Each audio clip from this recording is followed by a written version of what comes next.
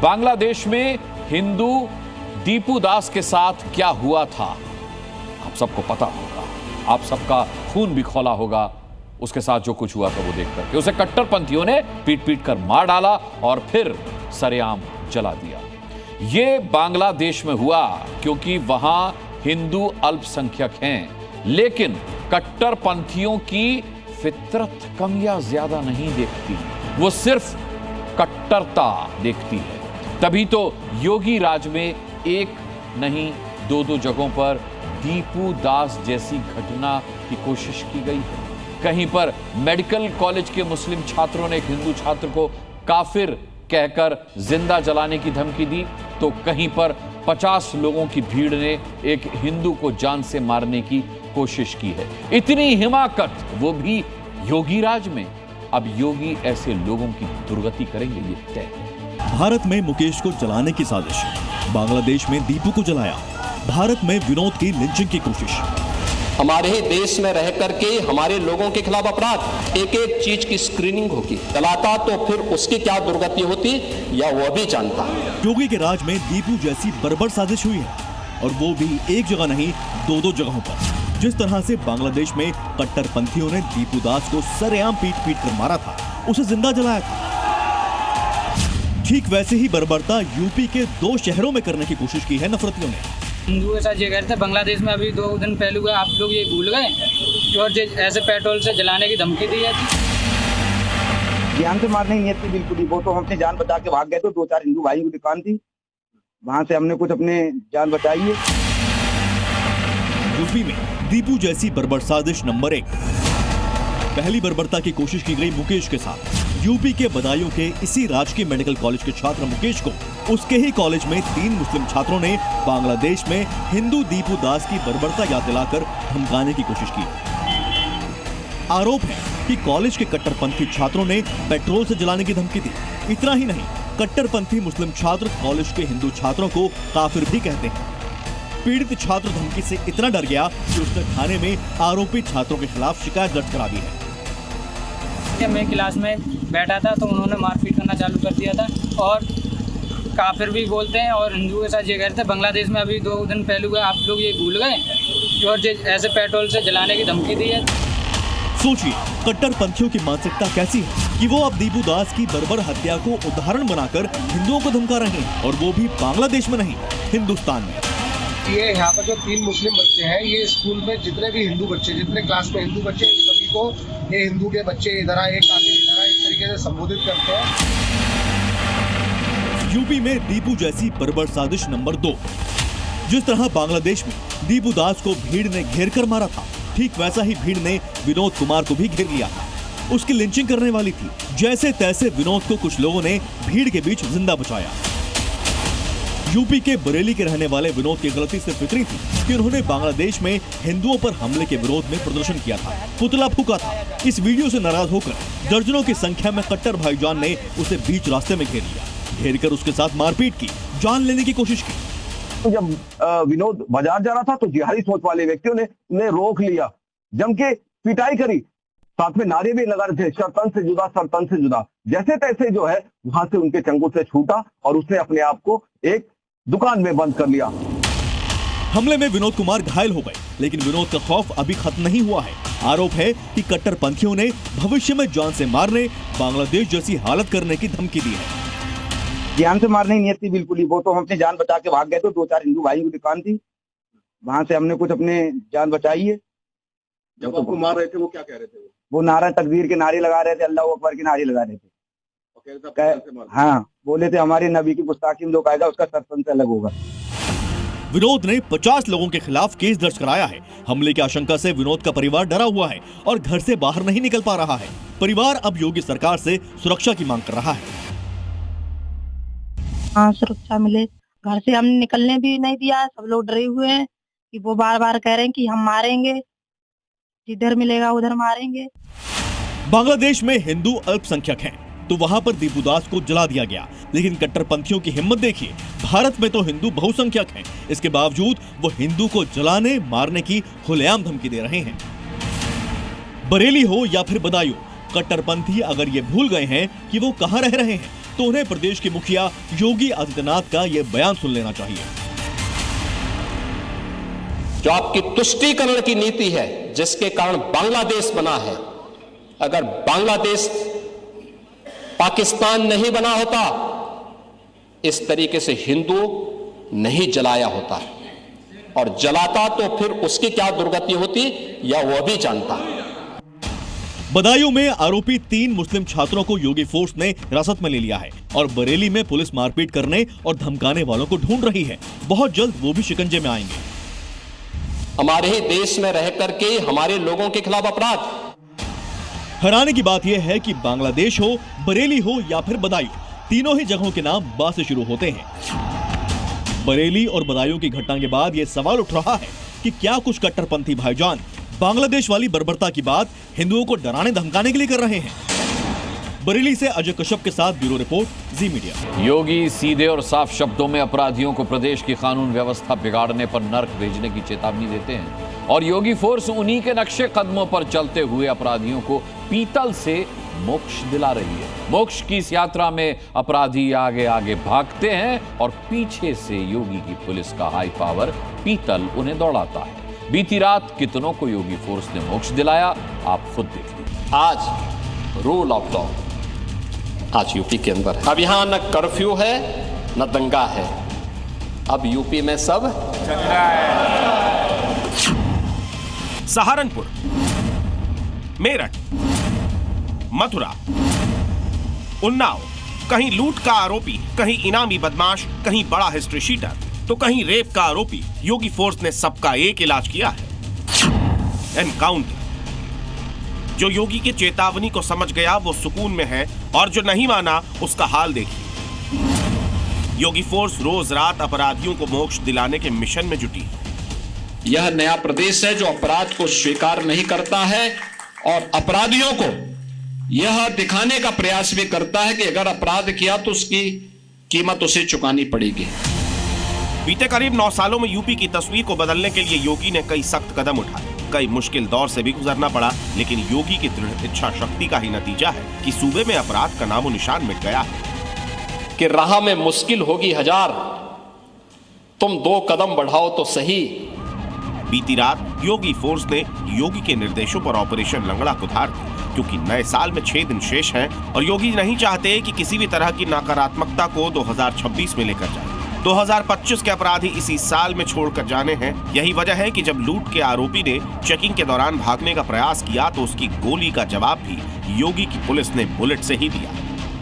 लंगड़े हुए आरोपी का नाम तैयब उर्फ रहमान है। इस हिस्ट्री शीटर की पुलिस को लंबे समय से तलाश थी, क्योंकि इस पर लूट के करीब दर्जन भर मुकदमे दर्ज हैं। सहारनपुर पुलिस शकलापुर रोड पर चेकिंग कर रही थी, तभी बाइक सवार 2 संदिग्ध भागने लगे। पुलिस पर फायरिंग शुरू कर दी, जिसके बाद जवाबी कार्रवाई में पुलिस ने तैयब को धर दबोचा, जबकि उसका साथी भागने में कामयाब हो गया। एक व्यक्ति घायल हो गया है, दूसरा भागने में सफल हुआ है, जिसकी कॉमनी की जा रही, खोजबीन की जा रही है। तैयब नाम का एक बदमाश है जो मंडी थाने में का हिस्ट्री शीटर है, जिसके ऊपर लूट के कई मुकदमे दर्ज हैं पहले से, और बेहट के एक लूट के मुकदमे में वो वांछित भी चल रहा है। बीती रात योगी फोर्स ने एक 25,000 के इनामी बदमाश को पकड़ लिया। आरोपी का नाम शिवा राणा है। इसने 10 महीने पहले एक शख्स की हत्या कर दी थी, जिसके बाद से योगी की पुलिस की नजर इस पर थी। अब जब हत्या के आरोपी को पकड़ लिया गया, तब भी इसने योगी के खाकी वर्दी वाले को चकमा देने की कोशिश की, लेकिन मुठभेड़ में शिवा पकड़ा गया। थाना जानी के 67/25 में वांछित चल रहा था और इसके ऊपर 25,000 का इनाम भी है। इसमें थाना जाने पर मुकदमा पंजीकृत कर अग्रिम विधिक कार्रवाई की जा रही है। सूबे में जीरो टॉलरेंस नीति के तहत योगी फोर्स किस तरह काम कर रही है, उसकी गवाही ये 2 तस्वीरें दे रही हैं। पहली तस्वीर उन्नाव की है, जहां पुलिस ने एक शातिर चोर को पीतल की पावर दिखाई, और दूसरी तरफ मथुरा की, जहां बलात्कार का आरोपी योगी पुलिस के पीतल से लंगड़ा हो गया। अगर ये वक्त पर समझ जाता तो योगी फोर्स के कंधे का सहारा न लेता। योगी के प्रदेश में महिला सुरक्षा सर्वप्रथम है। जो भी बेटी की सुरक्षा में सेंध लगाएगा उसका यमराज के घर के लिए टिकट कटवा देंगे। यूपी पुलिस लगातार उन अपराधियों को सबक सिखा रही है जो प्रदेश को महिलाओं के लिए सुरक्षित बनाने के काम में बाधा बन रहे हैं। यही इस अपराधी ओम प्रकाश के साथ योगी फोर्स ने किया है। योगी के निर्देशों पर यूपी पुलिस जिस तरह अपराधियों को मोक्ष के रास्ते पर ले जा रही है, अब उसकी चर्चा दूर दूर तक होने लगी है। तभी तो लखनऊ पहुंचे कुमार विश्वास भी योगी के मोक्ष मिशन का जिक्र किए बगैर रह नहीं पाए। योगी का मिशन मोक्ष उनके सत्ता में आने के बाद से जारी है, फिर चाहे वो बीता साल 2024 हो या 2025 या आने वाला साल 2026। योगी का अपराधियों को प्रदेश से मिटाने का प्रण थमेगा नहीं बल्कि मजबूत होता जाएगा। ब्यूरो रिपोर्ट, जी मीडिया। क्या अल्लाह किसी शख्स को, ध्यान से सुनिएगा, क्या अल्लाह किसी शख्स को एक महिला से छेड़छाड़ की इजाजत दे सकते हैं? क्या अल्लाह किसी शख्स को महिला से बदसलूकी करने का हुक्म दे सकते हैं? आप सोच रहे होंगे कि आखिर ये कैसे संभव है? तो आपको बता दूं कि अहमदाबाद के एक भाईजान ने पुलिस के सामने, यहां तक कि कोर्ट में भी ये दावा किया कि अल्लाह की आवाज पर उसने महिला से छेड़छाड़ की, उसे डराया धमकाया, लेकिन अब वही मियां भाई सलाखों के पीछे। देखिए अल्लाह क्या बोलते हैं, यानी कि खींच लाओ उसको। उस आवाज को क्या बोलते हैं? उस आवाज को अल्लाह की आवाज है। पुलिस स्टेशन में खड़े इस शख्स का नाम अहिराज हुसैन आबिद अली शेख है। इसे पुलिस ने एक महिला से छेड़छाड़ के आरोप में गिरफ्तार किया।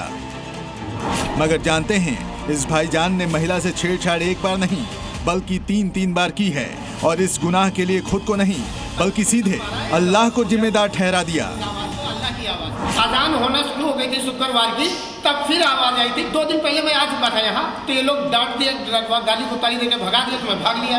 फिर उसके बाद 2 दिन बाद फिर वो आवाज आई ना शुक्रवार वाले दिन, कह रहा तू फिर वही जा, फिर वही जा। फिर मैं आया यहाँ पर। किसकी आवाज है ये ऊपर वाले की आवाज। ऊपर वाला मतलब यानी निराकार की, अल्लाह की। सुना आपने कैसे ये मियाँ भाई दावा कर रहा है कि किसी महिला से छेड़छाड़ करने का हुक्म इसे अल्लाह ने दिया और अल्लाह के उसी हुक्म की तामील करते हुए इसने एक ही महिला से 3 बार छेड़खानी की, उसे डराया धमकाया। जो फरियादी महिला है उसने आरोपी के विरुद्ध एक सेक्सुअल हैरेसमेंट की छेड़ती की फरियाद दर्ज करवाई थी दाणी लिमड़ा पुलिस स्टेशन में, जिसकी कोर्ट ट्रायल चल रही थी और इस कोर्ट ट्रायल में हस्तक्षेप और महिला की वापस स्टॉकिंग करने का वगैरह का उसने कृत्य किया है, जिसके बाद उसके विरुद्ध फरियाद दाखिल हुई है। प्राइमरीली ऐसा लग रहा है कि आरोपी महिला के एक तरफी प्रेम में उसका पीछा कर रहा था और उसे परेशान कर रहा था। मामला अहमदाबाद का है। वहां बेकरी में काम करने वाले अहिराज हुसैन पर एक तरफा इश्क में ऐसी सनक सवार हुई जिसके चलते वो एक महिला के पीछे हाथ धोकर पड़ गया। ये लगातार महिला का पीछा करता रहा, उसे डराता धमकाता। पहले भी महिला ने इस सनकी भाईजान के खिलाफ केस दर्ज करवाया था, मगर एक सनकी आशिक की तरह अहिराज हुसैन अपने मकसद को अंजाम देने में लगा रहा। आरोपी एक बेकरी में काम करता है जहाँ पे औरतें आमतौर पे खाने की चीज़ें लेने जाती है। उस तरीके से फरियादी महिला भी गई होगी और उसने 2-3 बार महिला को देखा होगा और उसे लगा होगा कि मैं इससे प्यार करता हूँ, और एक तरफी प्रेम में जो उसने कृत्य किए हैं जो कि गैर कानूनी है, उसको जस्टिफाई करने के लिए अभी पुलिस की जो इन्वेस्टिगेशन उसमें बता रहा है कि मुझे ऐसा करने के लिए अल्लाह ने बताया है, लेकिन हम उसकी जांच पड़ताल कर रहे हैं। पुलिस का मानना है कि खुद को बचाने के लिए अहिराज हुसैन उल जुलूल बातें कर रहा है, छेड़छाड़ जैसे गुनाह के लिए अल्लाह को जिम्मेदार ठहरा रहा है। लेकिन बड़ा सवाल ये है कि छेड़छाड़ के आरोपी की सजा सिर्फ गिरफ्तारी ही है या इस सनकी भाईजान को कोई और सजा भी मिलनी चाहिए। योगी राज में महिलाओं से बदसलूकी और छेड़छाड़ की सजा क्या होती है, देख लीजिए। योगी फोर्स ऐसे मनचलो शोहदों का हिसाब ऑन द स्पॉट करती है। मैंने कल एक महिला के साथ छेड़छाड़ की थी, मैं आज के बाद किसी महिला के साथ छेड़छाड़ नहीं करूँगा, मुझे माफ कर दिया जाए। अब ये देखना होगा कि अहमदाबाद के इस सनकी भाईजान का क्या अंजाम होगा। अहमदाबाद से उदय रंजन के साथ ब्यूरो रिपोर्ट, जी मीडिया। जिस शहर में योगी रहते हैं वहां के सबसे बड़े मेडिकल कॉलेज में कट्टरता की नींव डालने की साजिश कौन रच रहा है? लखनऊ की सबसे बड़ी यूनिवर्सिटी में रेडिकलाइजेशन जैसा बड़ा आरोप लग रहा है। KGMU, जी हां, KGMU के एक डॉक्टर पर यूनिवर्सिटी के अंदर धर्मांतरण गैंग चलाने का इल्जाम लगा है, जिसके बाद यह सवाल उठता है कि क्या मुस्लिमों के पढ़े लिखे वर्ग में कट्टरता का एक नया ट्रेंड सेट किया जा रहा है।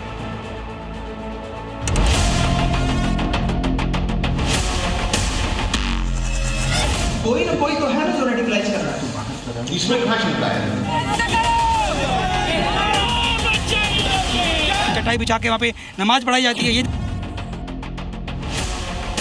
वो रेडिकलाइज कर रहे हैं, वो लोग जो लैब में चुपके चुपके तकरीर करा रहे हैं, चुपके चुपके नमाज पढ़ा रहे हैं, बिना आपने नोटिस लिया और एक्शन लेंगे। लगभग 200 से 250 ऐसे रोहिंग्या बांग्लादेशी लोग वहाँ पर काम कर रहे हैं। लखनऊ के सबसे बड़े मेडिकल कॉलेज में डॉक्टर्स नहीं नमाजी तैयार हो रहे हैं। योगी के शहर में कट्टरता वाली यूनिवर्सिटी बन गई। केजीएमयू में अभी लव जिहाद वाला विवाद चल ही रहा था कि इसी बीच एक खुलासे ने पूरे लखनऊ को चौंका दिया। यूनिवर्सिटी को लव जिहाद और कट्टरता का एपिसेंटर बनाने की कोशिश थी।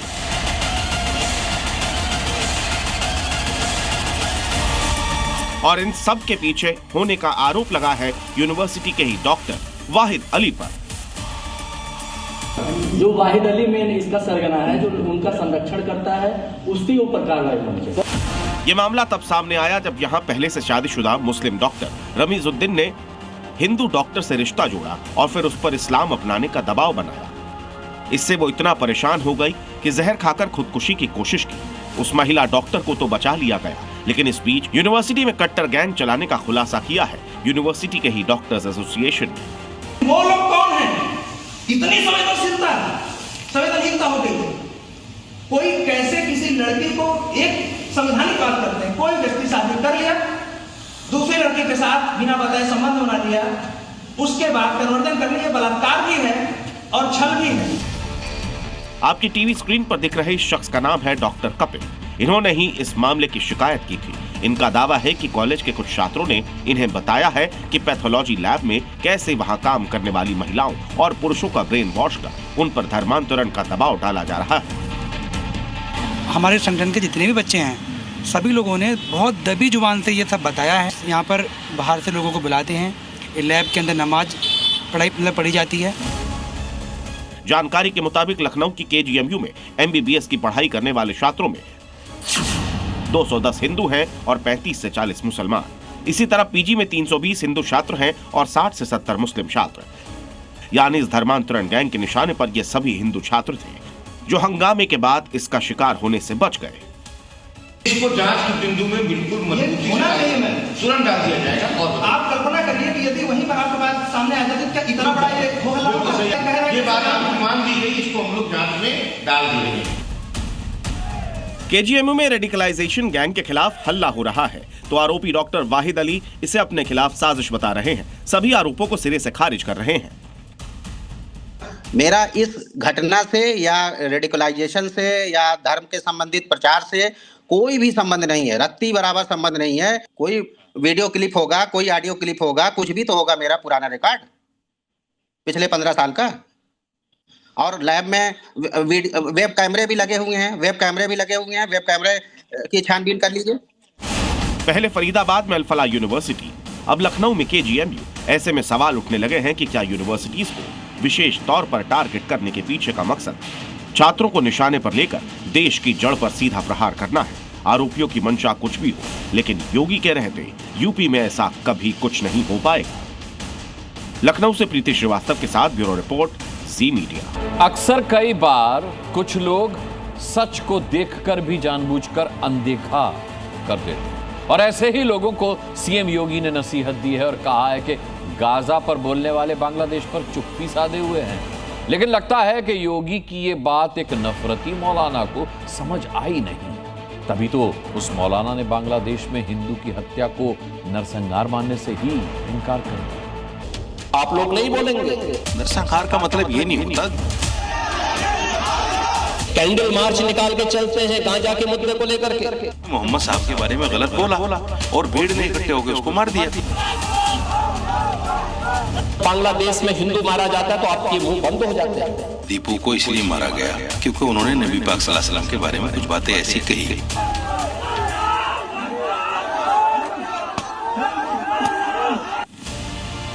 मौलाना का ये दोहरा रवैया देख लीजिए और समझ लीजिए कि योगी ने कल क्यों विधानसभा में खड़े होकर इनके बारे में कहा था। वहां मारे जा रहे हैं हिंदू, आप लोग नहीं बोलेंगे। बांग्लादेश में दीपू दास की हत्या सिर्फ एक हत्या नहीं बल्कि कट्टरपंथियों के जुल्म का जलता उदाहरण है। लेकिन मौलाना साजिद रशीदी, जो कि कई बार गाजा पर अपनी छाती पीट चुके हैं, वो बांग्लादेश में हिंदू की हत्या को नरसंहार मानने से ही इनकार कर रहे हैं। लेकिन उसको इसलिए मारा गया क्योंकि उन्होंने नबी पाक सल्लल्लाहु अलैहि वसल्लम के बारे में कुछ बातें ऐसी कही जो बुरी लग गई मुसलमान को। हालांकि उस पर भी उसको मारना जायज नहीं है, नरसंहार नहीं है। नरसंहार का मतलब ये नहीं होता एक दो लोग, 2-4 लोग भीड़ में आकर उनको मार दिया जाए। दीपू की हत्या को नरसंहार ना मानने वाला ये वही मौलाना है जिसके दिल में गाजा के लिए दर्द उठ रहा था। अक्सर अल्पसंख्यकों को लेकर अपना रोना रोने वाले इस मौलाना को ये नरसंहार नहीं लगता, जिसमें कट्टरपंथी हिंदू को मार रहे हैं, उनके घरों को जला रहे हैं, मंदिर तोड़े जा रहे हैं, उनको जिंदा जलाया जा रहा है, जिसे लेकर देश में गुस्सा फैला है। बस इसे दिखता है तो सिर्फ इस्लाम और गाजा। उसने मोहम्मद साहब के बारे में गलत बोला और भीड़ ने इकट्ठे होकर उसको मार दिया। ऐसी सोच सिर्फ इस मौलाना की ही है या फिर बाकी भाईजान की भी है? देश के अलग अलग हिस्सों के मुसलमान से भी सवाल पूछा कि उन्हें बांग्लादेश के बारे में कुछ पता है या सिर्फ गाजा और फिलिस्तीन के बारे में ही जानते हैं। तो देखिए उनका क्या जवाब सामने आया। गाजा में आज फिलिस्तीन में इसराइल ने हमला किया है।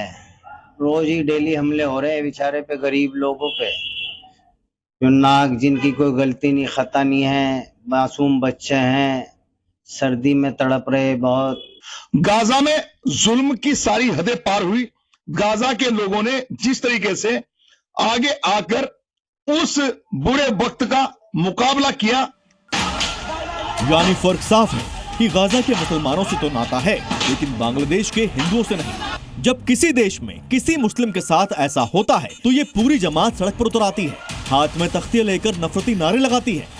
लेकिन दीपू दास की हत्या के बाद शायद ही कोई मुस्लिम संगठन बांग्लादेश में हिंदू की हत्या का विरोध करने सड़क पर उतरा हो।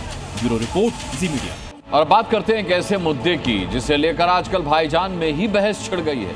कुरान और हरे रंग से जुड़े होने की कहानी और जानकारी तो आपने बहुत सुनी होगी, लेकिन अब सवाल उठ रहे हैं कि क्या कुरान में हरा सबसे बड़ा रंग नहीं है?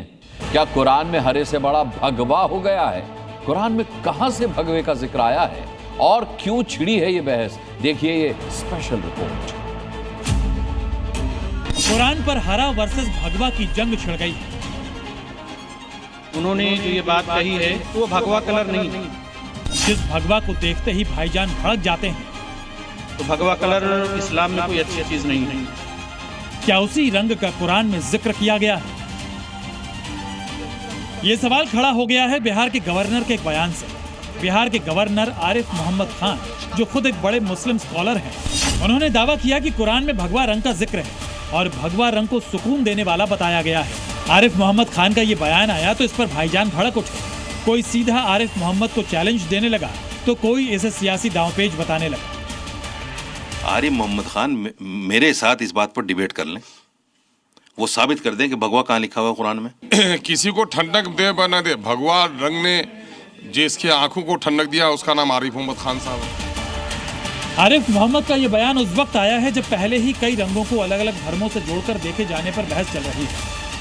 तो कभी भी कोई भी राइट या दंगल ये कोई हिंदू कभी करता नहीं, शुरुआत भी नहीं करता। आतंकवाद करने वाले, राइट करने वालों का रंग एक ही है, हरा। अब जरा कुरान में भगवा की बात आई तो इसे मुस्लिम धर्मगुरुओं ने मानने से इनकार कर दिया। वो भगवा कलर नहीं है, वो येलो कलर का जिक्र अल्लाह ताला ने किया है। और येलो कलर के बारे में अल्लाह ताला ने कहा कि गाय का येलो कलर जो होता है वो खूबसूरत दिखने में अच्छा लगता है। इस्लाम में तो अल्लाह के रसूल सल्लल्लाहु अलैहि वसल्लम ने भगवा कलर पहनने से मर्दों को मना फरमाया है कि वो भगवा कलर का इस्तेमाल ना करें। तो भगवा कलर इस्लाम में कोई अच्छी चीज़ नहीं है। मौलाना ने भगवा को तो नहीं माना लेकिन हरे रंग की महत्ता जरूर बताने लगे। मुसलमानों में इस्लाम के पॉइंट ऑफ व्यू से उसको हरे रंग को बहुत महत्व दिया जाता है।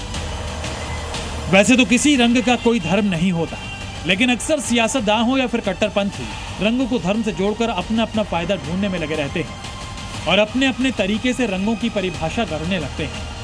ब्यूरो रिपोर्ट, जी मीडिया। ऐसे में जब पूरा पाकिस्तान पगला रहा है, हिंदुस्तान अपने दिमाग से काम ले रहा है।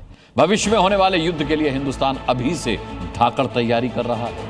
अब तक की सबसे विध्वंसक, सबसे विस्फोटक ड्रोन फोर्स बना रहा है। और जानते हैं इस ड्रोन फोर्स का इस्तेमाल तीनों सेनाएं करेंगी, यानी जल, थल, नभ, तीनों वॉर फ्रंट्स। भारतीय सेना के जवान ताबड़तोड़ ड्रोन स्ट्राइक करेंगे, आसमान से बारूद बरसाएंगे। तो क्या मुनीर की मौत अब आसमान से आएगी? हिंदुस्तान के बारूदी उड़न दस्तों ने ऑपरेशन सिंदूर के दौरान पाकिस्तान को दहला दिया था।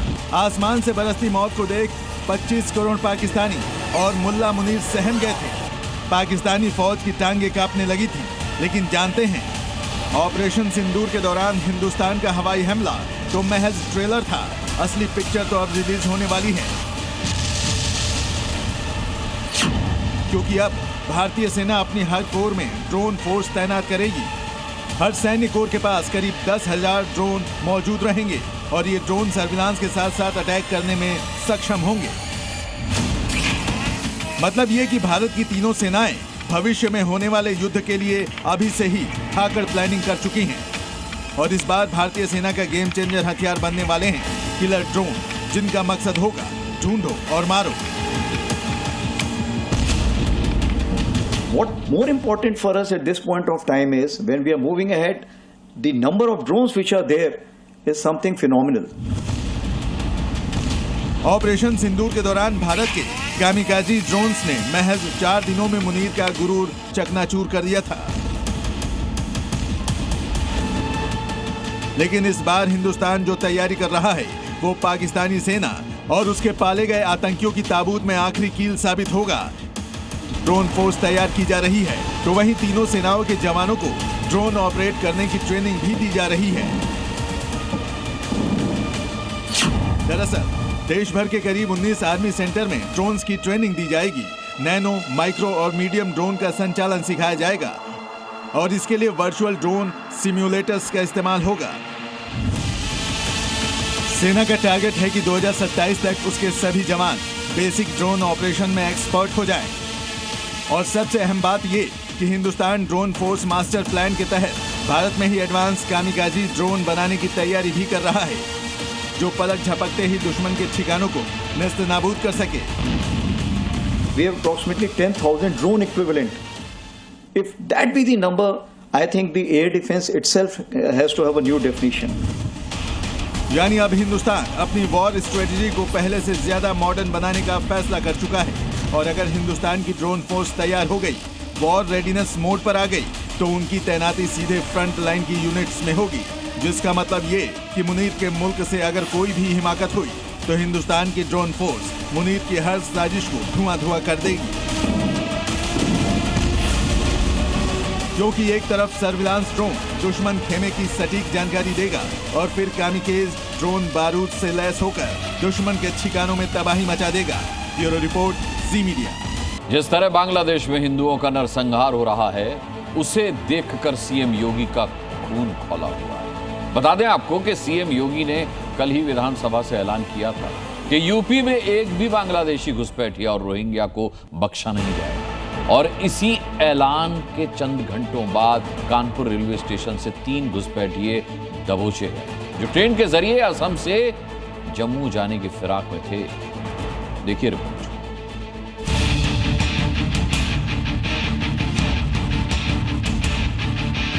जब बांग्लादेशी को यहां से निकालेंगे और रोहिंग्या को यहां से बाहर का रास्ता दिखाएंगे तो उनके समर्थन में मत आना।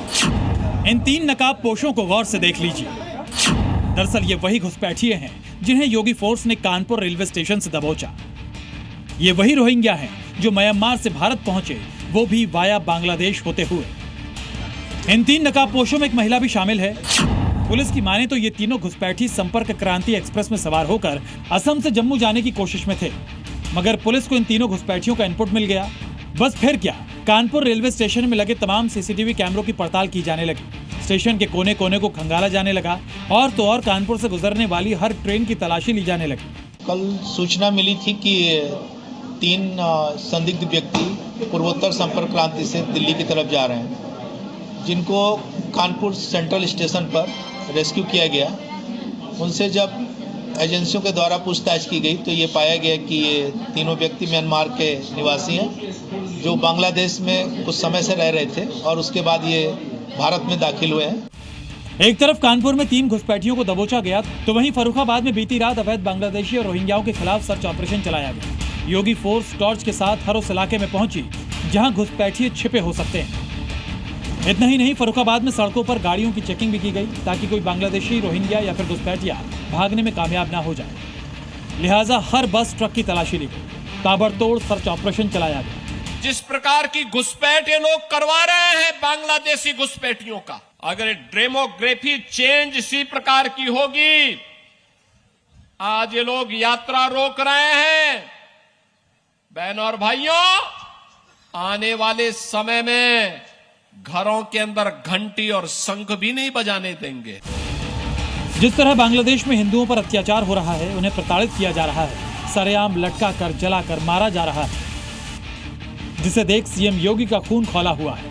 अब भारत में चोरी छिपे रह रहे बांग्लादेशियों से बदला लेने के लिए योगी फोर्स को एक्टिव कर दिया गया है ताकि अवैध बांग्लादेशी किसी भी हाल में यूपी में न रह पाए।